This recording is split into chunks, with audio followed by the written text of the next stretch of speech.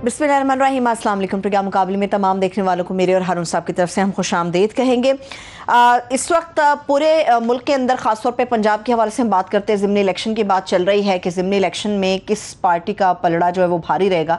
आसिफ अली जरदारी साहब ने नून लीग के हमजा शहबाज साहब से तो मुलाकात की है, उन्हें ज़ोहराना भी दिया है, मगर इसके साथ साथ कुछ इत्तफाक भी हुआ है कुछ मामलात के ऊपर। मगर क्या इत्तफाक वहीं तक है या इसके पीछे कोई और भी मामलात हैं जो ज़ेर बहस रहे और उनके ऊपर भी इत्तफाक हुआ, ये हारून साहब से हम जानेंगे।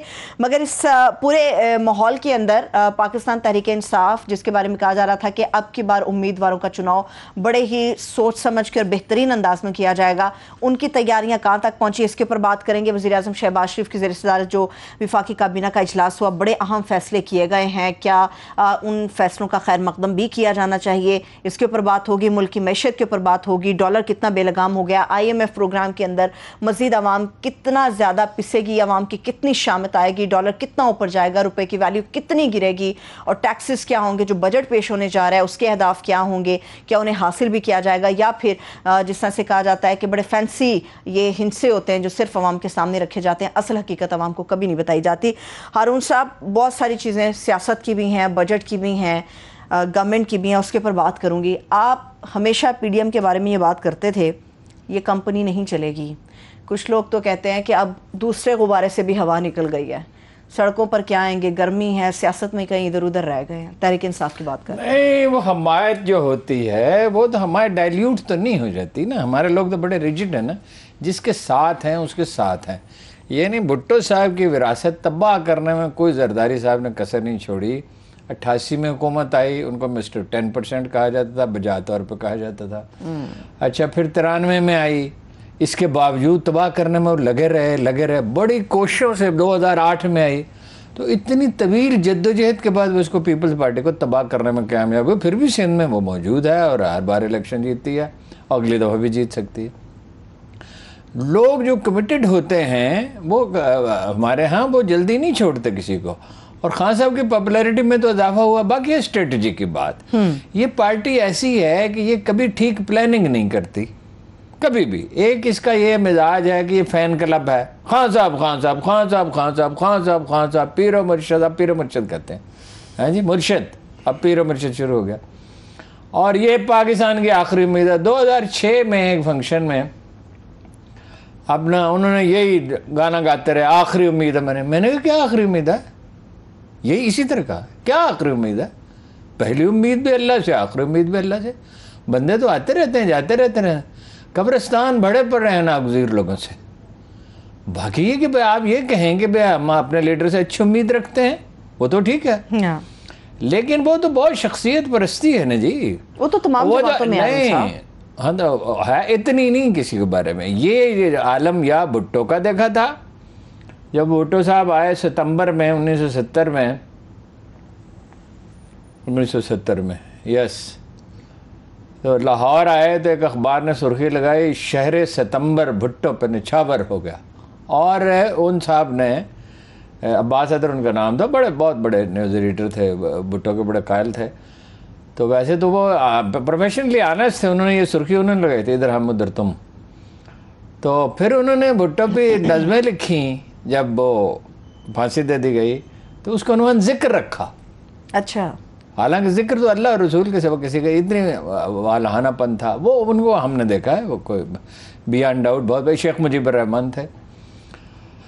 तो ये उसके बाद यही आदमी है जिससे इतनी वालहाना मोहब्बत की गई है, और ऐसे ऐसे उसके मज़ाहिर, वो देखते नहीं दस्तखत, अब सारे दस्तखत कर रहे हैं।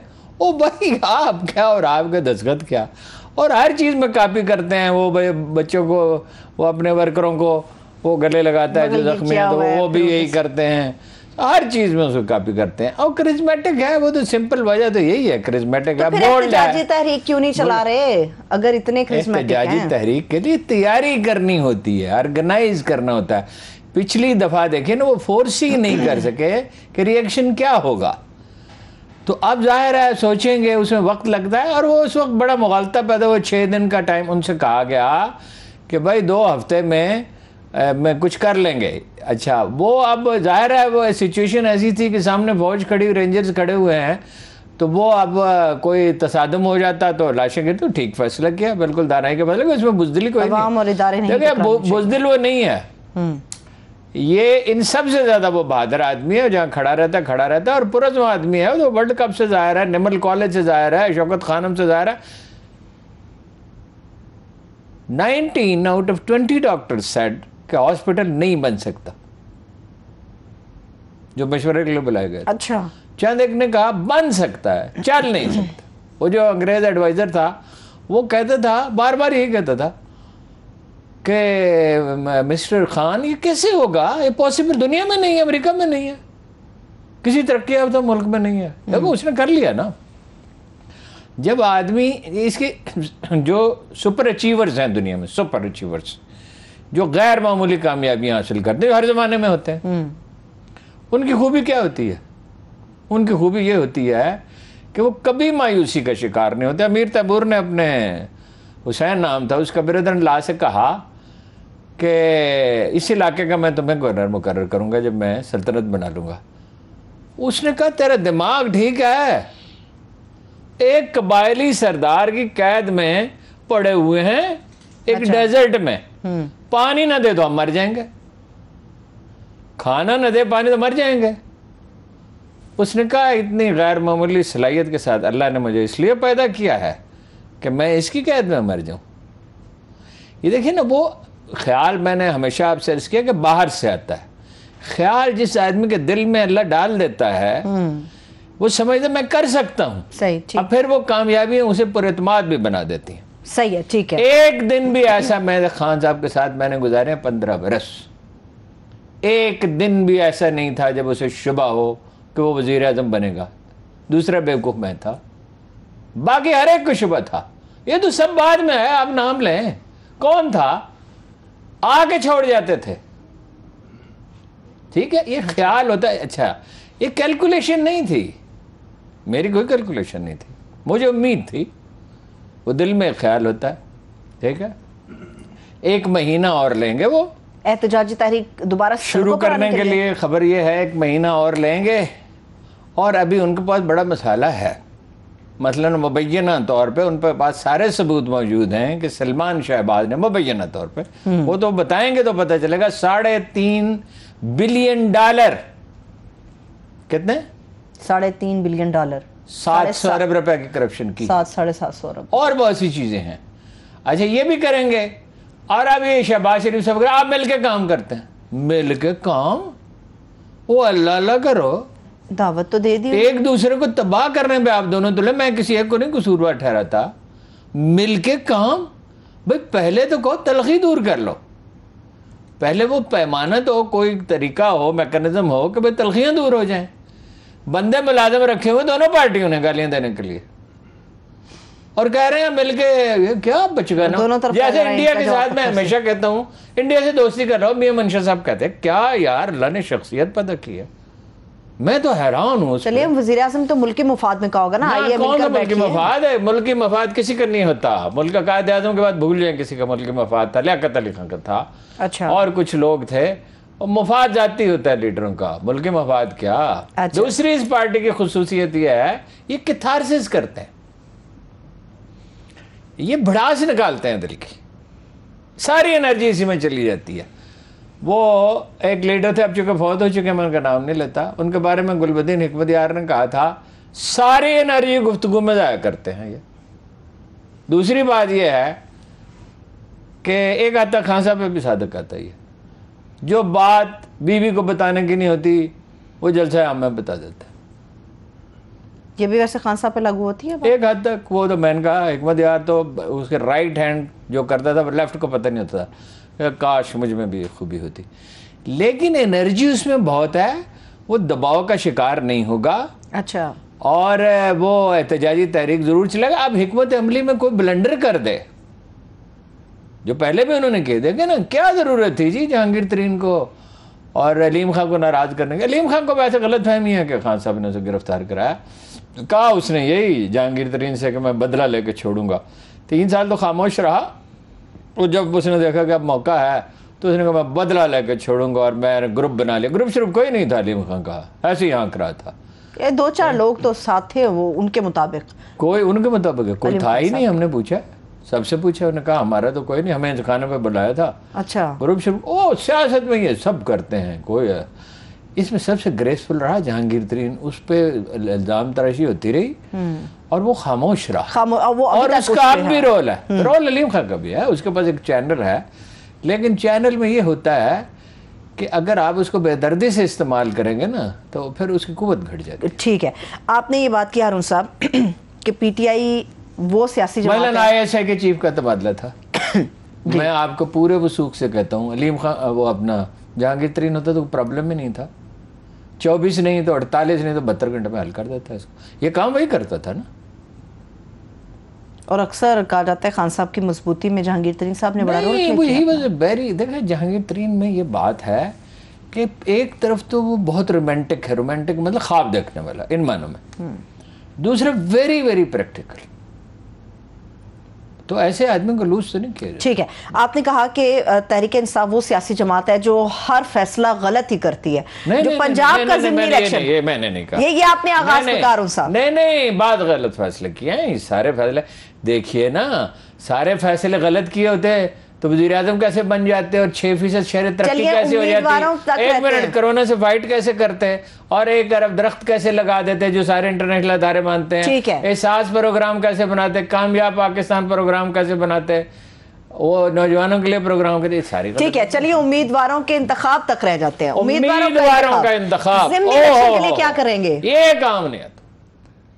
امیدواروں کا انتخاب, یہ جو سیریس ایکسرسائز ہے نا, بیٹھ کے یعنی مینٹل ایکسرسائز کرنا, یہ اس پارٹی نے نہیں سیکھا بھائی. میں نے کتنی دفعہ کہا اس پروگرام میں, یہ میں آپ کو ٹویٹ دکھا دیتا ہوں. ابھی میں نے اسد عمر صاحب کو مخاطب کر کے, او بھائی صاحب الیکشن ہونے والے ہیں, امیدواروں کا انتخاب کرو. کب؟ 1 ہفتہ 10 دن پہلے ٹویٹ بھی کیا تاکہ لوگ گواہ رہے ہیں اس کے. وہ آپ کس کام میں لگے ہوئے ہیں؟ الیکشن کی تیاری کریں, اس میں الیکشن خود ہے, اس میں ایجیٹیشن ہو جاتا ہے. فواد چاہ صاحب کہہ رہے تھے کہ ابھی کچھ دیر پہلے ہمارے چینل کے ایک پروگرام پہ کہ ہم ارشاد عارف صاحب کے پروگرام میں, کون سا پروگرام ہے, ارشاد صاحب کے پروگرام میں, تو وہ کہہ چکے ہیں کہ ہم نے اپنے کینڈیڈیٹس فائنل کر لیے ہیں ضمنی الیکشن کے لیے پنجاب کے اندر. کون اترے گا؟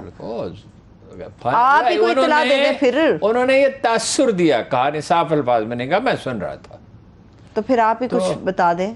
نہیں, وہ اپنا ذہن قریشی کا تو طے ہے, کیونکہ وہ تو چاہے مطلب اس کو جو کرنا پڑے, وہ 7 شرطیں نہیں وہ کہانی میں ہوتا پوری کرنی پڑے, وہ تو اپنی بات بنوا کے رہتا ہے. شاہ محمود تو ہر قیمت پہ 5 ضمنی الیکشن اس نے ہرائے تھے اور اکثر میں 2-2, 4-4, 15,000, 20,000 ووٹ ملے تھے. تو یہ تو اس نے کہا چونکہ میں نے لڑا تھا. اب وہ سلیمان نعیم جو ہے وہ دانتوں تک ان کو پسینہ آئے گا. سلمان نہیں. ویسے نون لیگ کی جو صلاحیت ہے الیکشن جیتنے کی اور جو حربے وہ استعمال کرتے ہیں, وہ ان کو تنگ بڑا کریں گے. نعیم سلیمان گھلے ملنے والا آدمی ہے سلیمان نعیم, اور وہ ان کو بڑی مشکل میں ڈالے گا. اور دوسرا وہ تھا شہزاد اکبر کو جس نے وہ نذیر چوہان صاحب کی آپ بات کر رہے ہیں. نذیر چوہان صاحب کو ان کا ہے. اسی طرح کچھ اور بھی ہیں, لیکن وہ فائنل لسٹ وہ خود ہی دیں. اس بات کی تصدیق آپ کر رہے ہیں کوئی حفیظ اللہ صاحب کے بھائی جو ہیں؟ ہاں, نام نہیں ذہن میں آ رہا. حفیظ اللہ صاحب کے بھائی کو دے دیا ٹکٹ. اس میں بڑے لوگ چیمے گویوں کر رہے ہیں, لیکن بس ظاہر ہے خان صاحب کو اعتماد ہوگا تو انہوں نے دیا.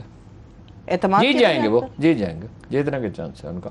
اس علاقے میں ان کی پاپولیرٹی بڑی ہے. ٹھیک ہے, ایسے میں جب آصف علی زرداری پیپلز پارٹی جیتنے کا یعنی امکان بہت ہے. ٹھیک ہے, ایسے میں جب نون لیگ اور پیپلز پارٹی طے کر چکی ہے کہ ورکنگ ریلیشن شپ بہتر ہوگا اور ایک ساتھ اکٹھے امیدوار متفقہ طور پہ میدان میں اتاریں گے, تو خان صاحب کہاں جائیں گے پھر؟ وہ ایک کاف لیگ نے ان کی حمایت کا اعلان کیا ہے. چودھری شجاعت صاحب کا آ رہا ہے نام. وہ 1 منٹ, وہ الگ ویسا ہے. وہ کاف لیگ نے ان کی حمایت کا اعلان کیا خان صاحب کا. اچھا, وہ ایک مشہور ہے جس سے ایک محاورہ وجود میں ہے. 4 گھڑ سوار جا رہے تھے دلی میں, دلی کی طرف, اس طرف ان کا رخ تھا. ایک آدمی خچر پہ جا رہا تھا پیچھے, اور وہ حکایت میں سے ٹٹو کہا جاتا ہے.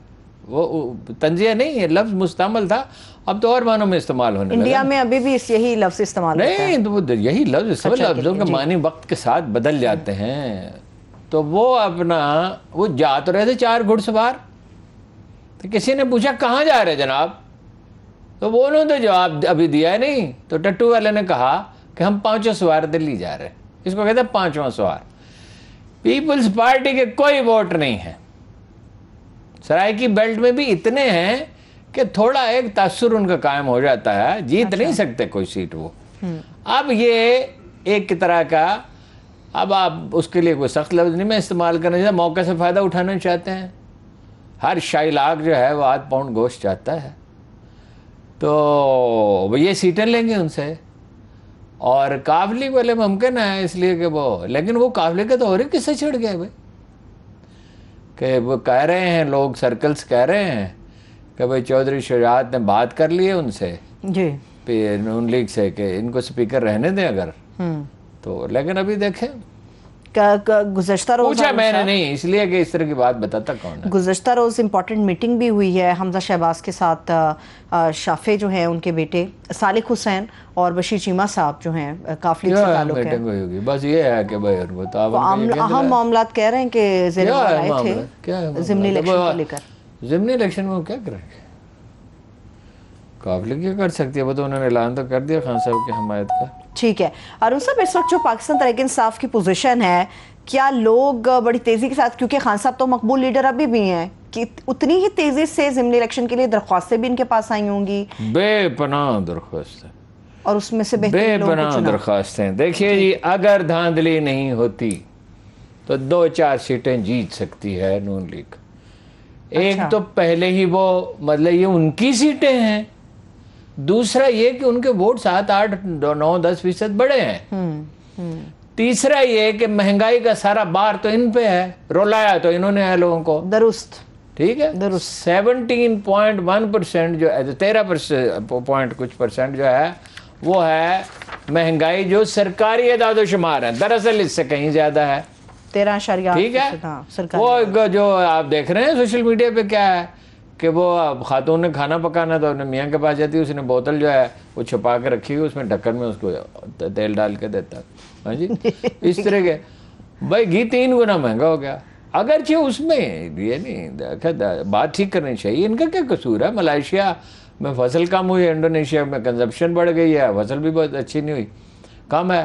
ان کو کوئی حکومتیں ہوتی سوجھ بوجھ کی تو جو ہمارے ہاں تو کوئی کام ہوتا نہیں. پہلی بات ہے 20 سال سے یہ زیر بحث ہے کہ جی یہ کوکنگ آئل کا یہاں بندوبست کیا جائے. تو کیا ہے جی اس کا بندوبست؟ کچھ بھی نہیں ہے. او بھائی چلو پام آئل کے درخت لگانے میں تو کچھ 2-2.5 سال کون سا عرصہ ہوتا ہے؟ لیکن اولیو تو آپ جتنے چاہیں، ساری یہ تو جتنا چاہیں اگا سکتے ہیں آپ. نہیں، کنولا تو جتنا چاہیں آپ اگا لیں، سارا حکومت خرید لے. او بھائی $5-6 بلین کا زر مبادلہ بچانا کوئی معمولی بات ہوگی؟ جیسے یہ ہے کامیاب پاکستان پروگرام میں تھا جو آتے ہی شہباز شریف صاحب نے بند کر دیا پیسے دینے. 7 ارب روپے مہینے کے دے رہے تھے. اچھا، وہ اس پہ کوئی سود نہیں. کامیاب پاکستان پروگرام جو ہے ابھی وہ امیجنیٹ کے بغیر سود کے لوگوں کو پیسے مل رہے ہیں مکان بنانے کے لیے اور جناب چھوٹا کاروبار کرنے کے لیے. ریٹرن ریٹ کیا تھا؟ کیا 100% جنہوں نے لیے ہیں، جو قسطیں میں دے رہے ہیں 100. دیکھیں نا، ایک آدمی نے مکان بنانا، اب وہ اس کے پاس پیسے کم ہیں، اس کو مل گئے پیسے 7 لاکھ روپے، 5 لاکھ روپے. کتنے؟ 5 لاکھ روپے تمہارے. اب وہ سادہ سے مکان جو لوگ بناتے ہیں دیہات میں، چھوٹے اس طرح کے محلوں میں، اب اس کو تو مطلب سود دینا ہی نہیں ہے. وہ 5 لاکھ میں ایک کمرہ، اس میں ایک کمرہ تھا، ایک اس نے اور بنا لیا. تو وہ تو کرایہ دے رہا ہے نا، 10-15 ہزار روپے مہینے کے. وہ تو بنا ہی سکتا تھا. اسی طرح جنہوں نے چھوٹے قوت سے، میں ڈاکٹر امجد ثاقب صاحب سے پوچھا، انہوں نے کہا ہم تو 2.5 لاکھ کے دیتے تھے. اچھا، اور ریٹرن ریٹ جو ہے اب 270 ارب روپے بے نظیر انکم سپورٹ پروگرام پہ ضائع کر رہے ہیں، بیکاری پیدا کر رہے ہیں، اپاہج پیدا کر رہے ہیں. دینے تو چاہیے، ذرا غریب آدمی ہے. مگر جو مستحقین ہیں، نہیں، وہ الگ بحث ہے، اس کو چھوڑ دیں. مستحقین کو پیپلز پارٹی اور نون لیگ اور مستحقین کو یہ تو اس کو تو چھوڑ ہی دیں نا فی الحال. بات یہ ہے کہ اگر آپ یہ 270 ارب روپے دیں لوگوں کو قرض، تو آپ کا کتنا خرچ ہوگا؟ آپ نے جو 100 ارب روپے دیں گے، 270 ارب ہے نا، کچھ اور بھی جا رہے ہیں. عمران خان تو 1200 ارب تک گیا سارے مختلف پروگرام. 300 ارب روپے اگر آپ دے رہے ہیں تو اس میں 5% 6% تقریباً انٹرسٹ ریٹ ہے، وہ حکومت پہ کرے گی، اور کوئی 7 سے 8% انتظامی اخراجات ہیں جو پرائیویٹ اداروں کے ذریعے، قوت کے ذریعے، اور بھی ہیں تنظیمیں، لیکن زیادہ تر قوت کے ذریعے. تو آپ نے 100 روپے دیے تو 87 ارب روپے آپ کو واپس مل گئے. تو آپ نے 300 روپے دیے تو آپ نے دراصل 39 ارب روپے دیے، اور انفلیشن شامل کر لیں، چلو 50 ارب 60 ارب روپے. 270 کی بجائے 70 ارب کر لیں، 200 ارب بھی بچ گئے، اور لوگ کاروبار بھی کرنے لگے. بات ہی جناب نے بند کر دی، کیونکہ پچھلی حکومت نے اگر کوئی اچھا کام کیا تو اس کو تو روکنا بڑا ضروری ہے، لوگ تو اس کو داد دیں گے ورنہ. صحیح ہے، ٹھیک ہے. لیکن ہارون صاحب یہ بھی تو ان کا پوائنٹ اپنی جگہ پر موجود ہے کہ پیسے موجود نہیں ہیں ہمارے پاس، کہاں سے دیں گے، واپسی ان کی کیسے ممکن بنائیں گے؟ ابھی تو یہ پاسبلٹیز میں چیز شامل ہی نہیں ہے. ساری صورتحال تو معیشت کی مفتاح صاحب سامنے رکھ دیتے ہیں. ہاں جی، وہ 40-50 دیکھیے. جناب عمر ابن خطاب، ایک بچی جا رہی تھی، پہلے بھی یہ واقعہ سنایا تھا، لیکن یہ وہ باتیں ہیں جو دہراتے رہنے چاہیے. انہوں نے کہا یہ بچی کون ہے؟ لوگوں سے پوچھا یہ بچی کون ہے؟ انہوں نے کہا امیر المومنین آپ کی پوتی ہے. ذرا آپ اندازہ لگائیں کہ پوتی کو کیوں نہیں پہچان سکے؟ قحط پڑا تھا، 5 سال رہا تھا، گھر کا راشن ادا کر دیا تھا، چھوٹے بچوں پہ بھی اس کا اطلاق کیا تھا، بائی ایگزامپل لیڈ کیا جاتا ہے. اس کی تو کوئی تردید نہیں آئی کہ 7 کروڑ روپے سوئمنگ پول کی مرمت پہ 20-30 لاکھ روپے میں سوئمنگ پول بنتا ہے جہاں سینکڑوں آدمی نہاتے ہیں.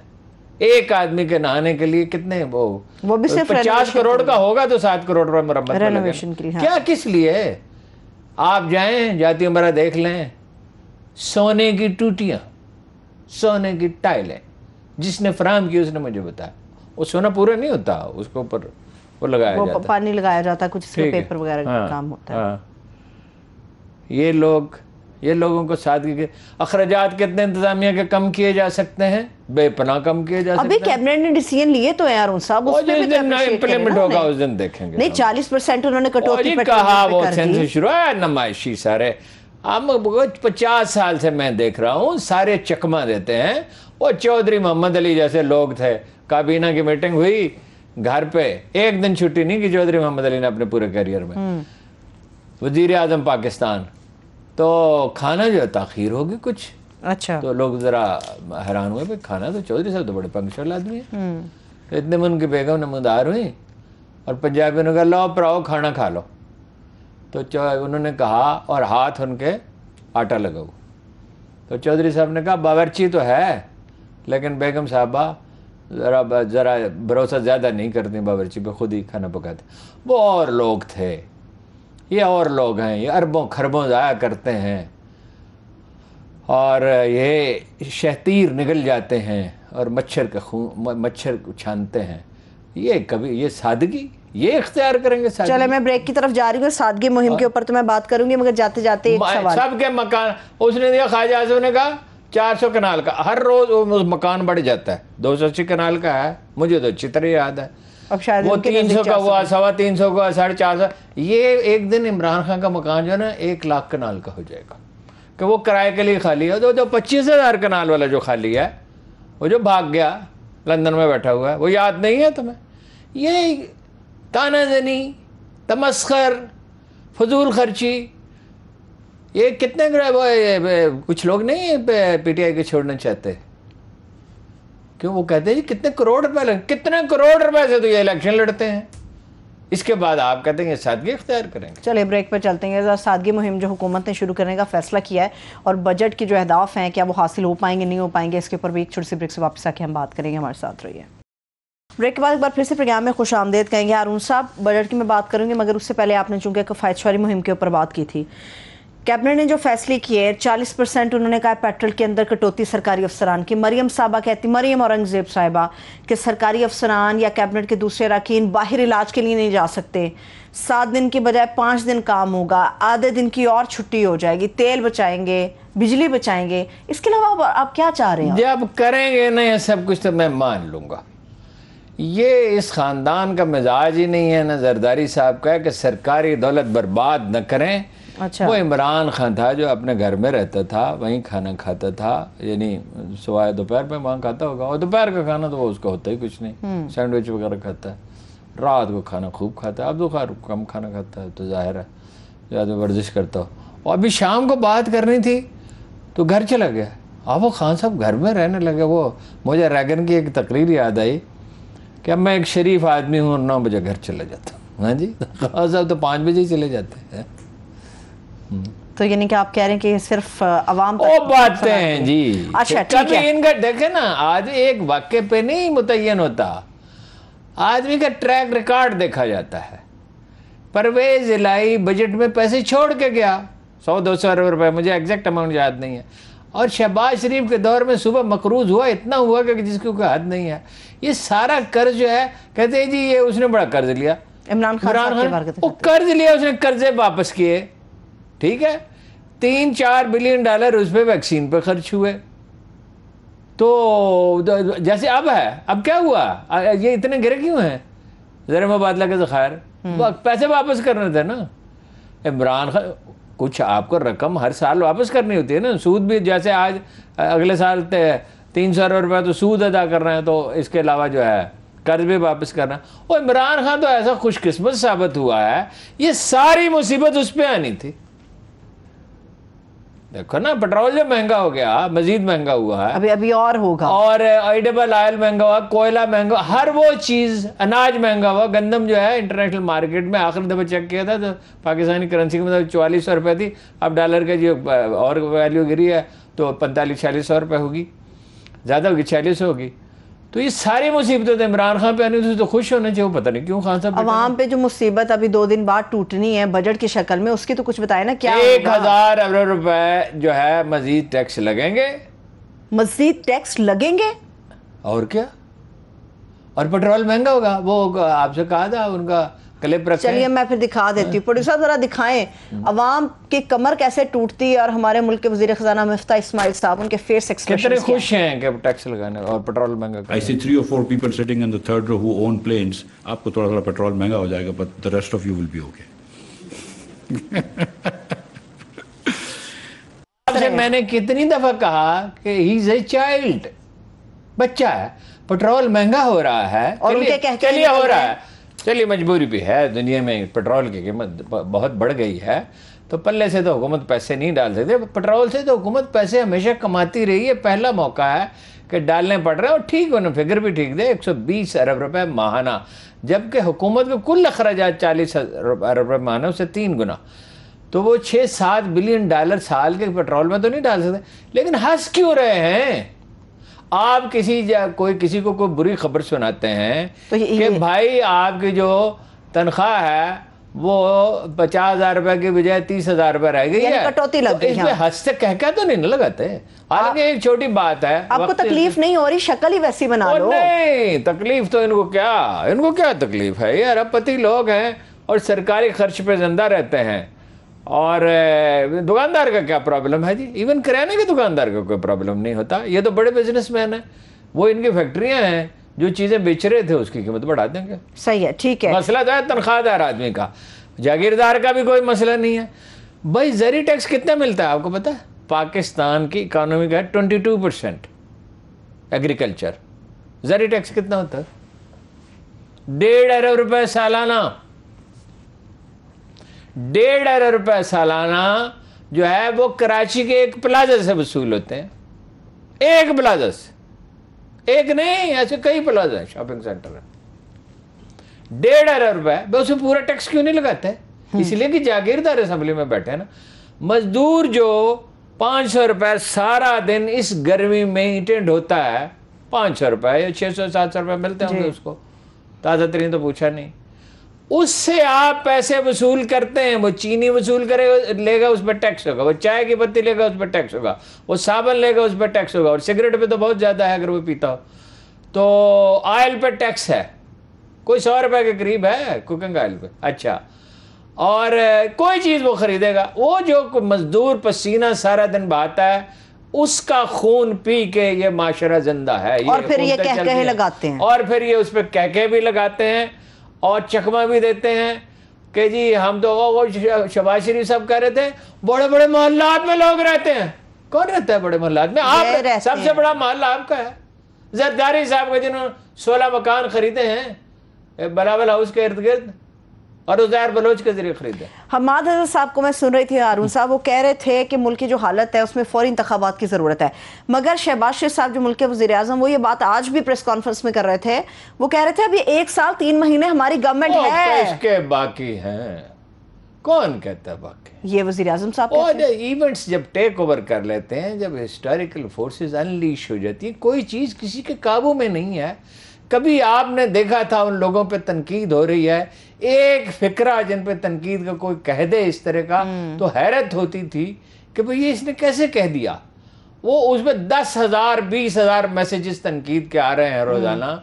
وہ دنیا بدل گئی ہے, انیشیٹو کسی کے پاس ہے نہیں. وہ ایسے اپنے دل کو تسلی دینے کے لیے اور لوگوں کو وہ بہلانے کے لیے کہہ رہے ہیں بزنس مین کو.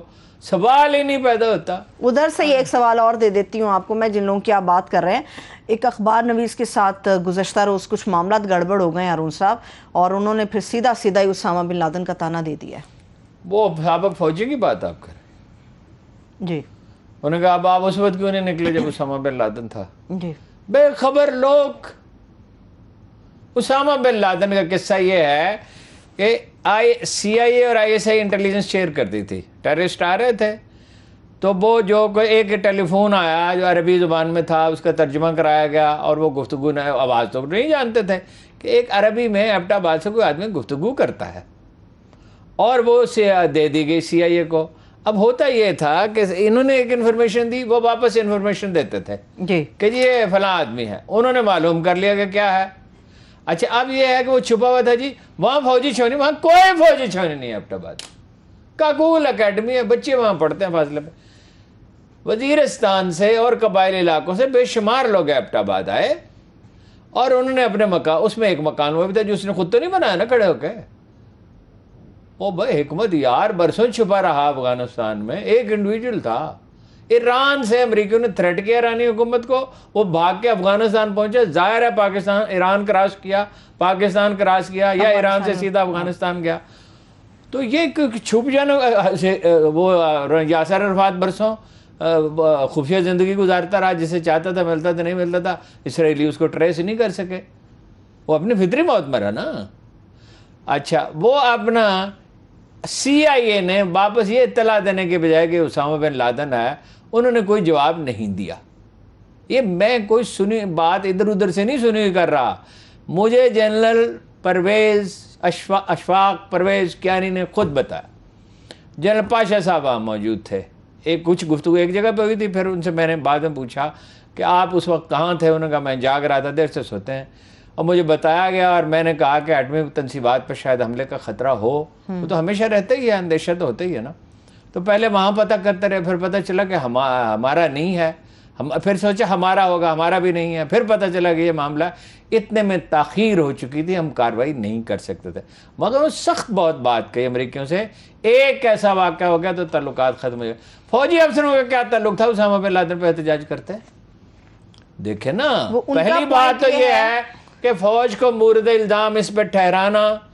ایک جنرل پرویز اشرف کیانی صاحب کا جزیرہ ہے آسٹریلیا میں, اس جزیرے کا نام کوئی نہیں, گئے وہ کبھی نہیں, آج تک ویزا ہی نہیں اپلائی کیا.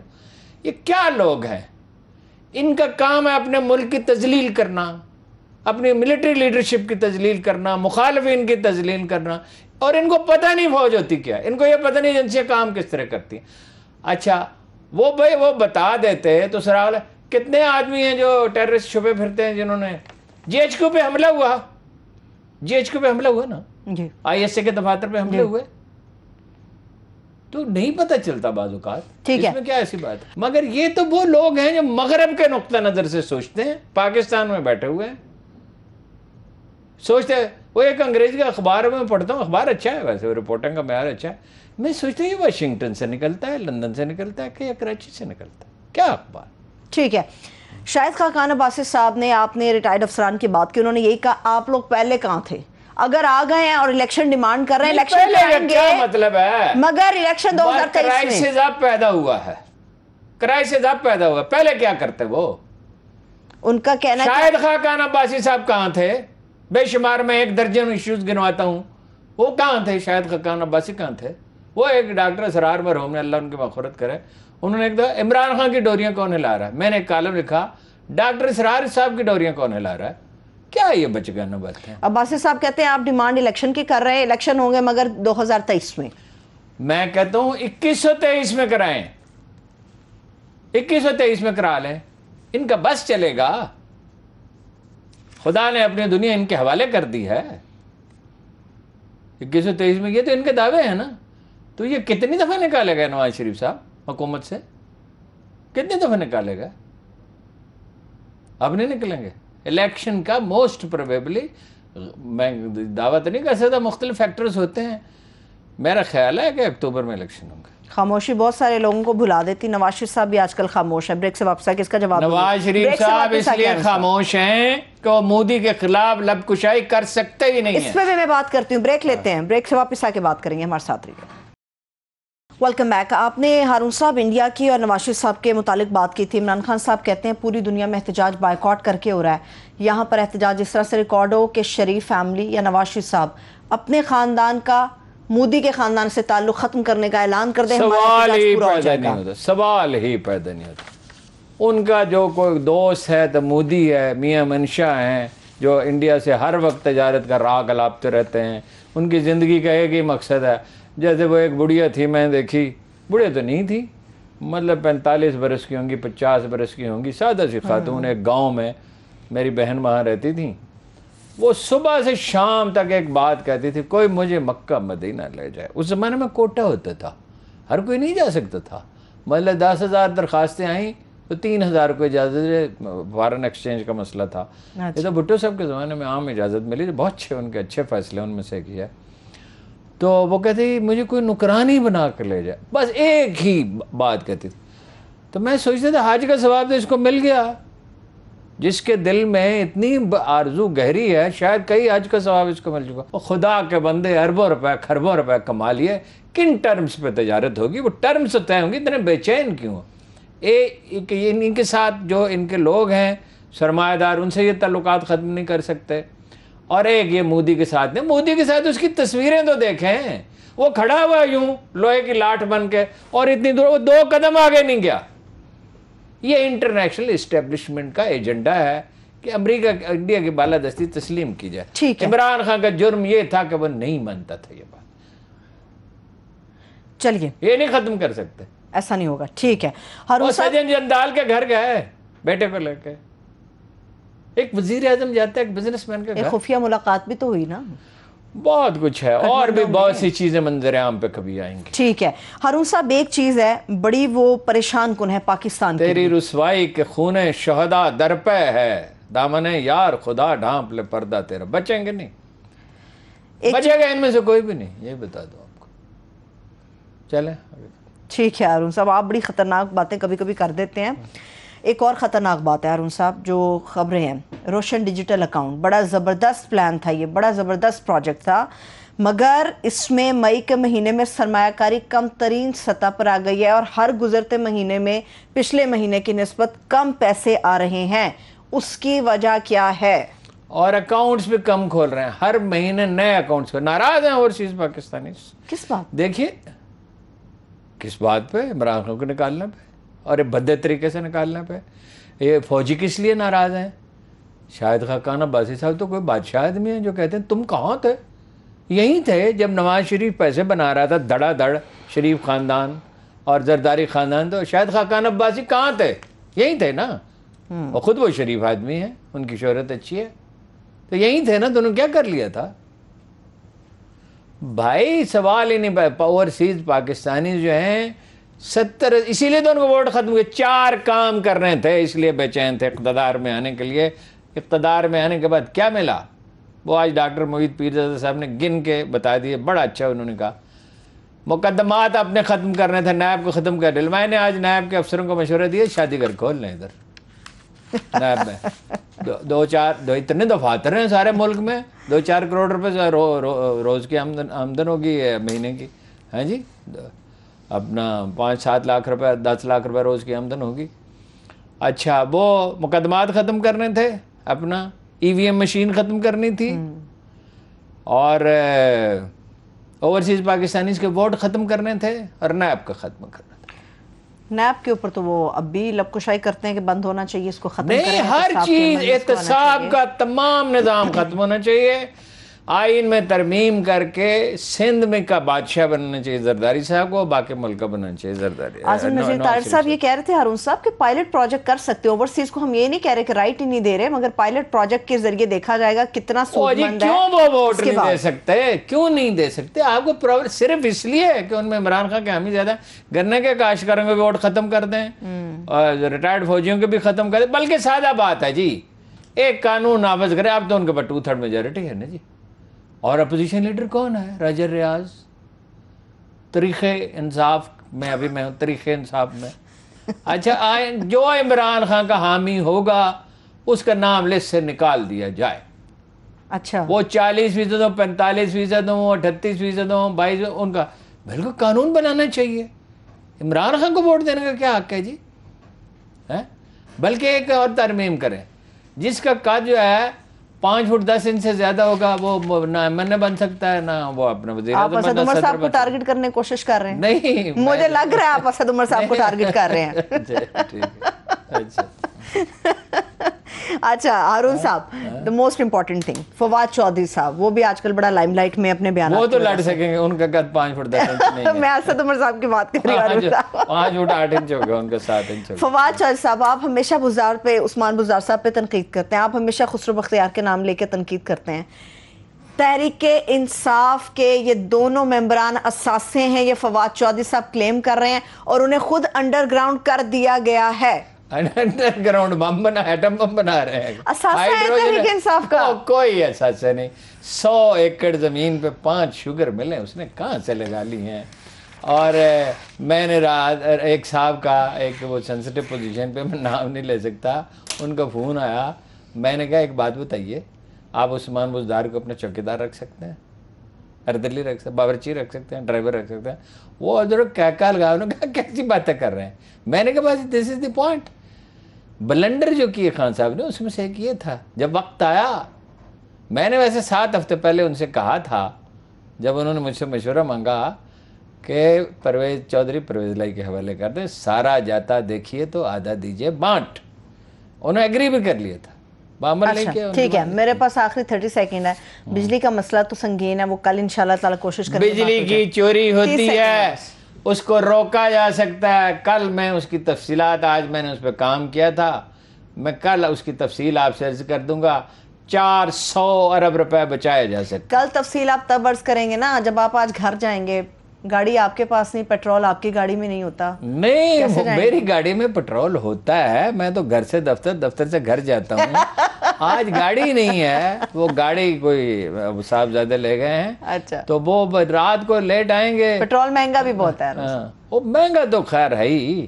سائیکل لے لیں گے. میں ادھر سے یہاں سائیکل اسلام آباد میں رواج نہیں ہے. میں نے کئی دفعہ لاہور میں جب یہ پرابلم ہوتا تھا, لاہور میں پرابلم ہوتا تھا نا, بات کریں گے تو میں اپنے پڑوسیوں کی سائیکل پہ, جب میں الحمدللہ اب بھی سائیکل پہ اپنے گھر جا سکتا ہوں. میں بھی سائیکل اچھی چلا لیتی ہوں, آپ سائیکل لے لیں, میں اسکوٹی لے لیتی ہوں. اس کے ساتھ ہی مجھے اجازت دیجیے, دیکھنے والے اپنا بہت سا خیال رکھیں. خدا حافظ.